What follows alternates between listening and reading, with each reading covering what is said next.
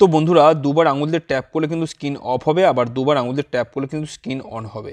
এরকম মজাদার সেটটি দেখার জন্য ভিডিওটি প্রথম থেকে শেষ পর্যন্ত দেখতে থাকুন। আর যদি ভালো লাগে তো লাইক কমেন্ট শেয়ার করুন এবং নতুন চ্যানেলকে সাবস্ক্রাইব করে রাখুন। তো প্রথমে আপনাদেরকে সেটিং অপশানে চলে যেতে হবে, যার পরে এখান থেকে আপনাকে নিচের দিকে আসতে হবে। আসার পরে একটা অপশান আপনারা দেখতে পাবেন, এখানে অ্যাডভান্স ফিচার রয়েছে, এখানে ক্লিক করবেন।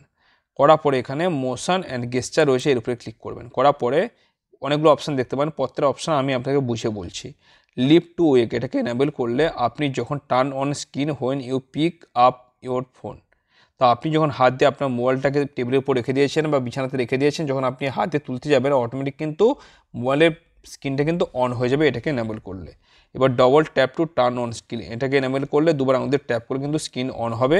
এবার একইভাবে double tap to turn off screen এটাকে এনেবল করলে দুবার আমাদের ট্যাপ করলে কিন্তু স্ক্রিন অফ হবে।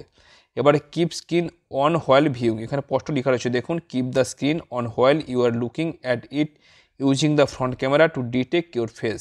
আপনি যত সময় মোবাইল দিকে তাকিয়ে থাকবেন তত সময় কিন্তু মোবাইলটার স্ক্রিন অন থাকবে এবং মোবাইলের আপনার ফেস থেকে কিন্তু ডাউন করে নিলে কিন্তু মোবাইলের স্ক্রিন অফ হয়ে যাবে।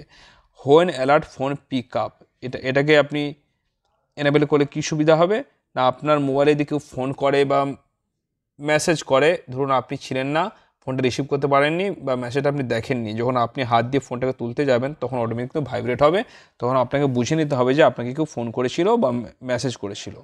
এবার টার্ন ওভার টু মিউট এটাকে এনেবল করলে কী সুবিধা হবে, mute incoming call and alarm by turning your phone face down. ধরুন আপনি কোনো কাজে ব্যস্ত রয়েছেন, আপনাকে কেউ ফোন করছে, আপনি ফোনটা রিসিভ করতে চাইছেন না, দেখে আপনি যখন ফেস থেকে ডাউন করবেন ফোনটাকে, তখন ফোনটা কিন্তু অটোমেটিকলি কিন্তু মিউট হয়ে যাবে বন্ধুরা।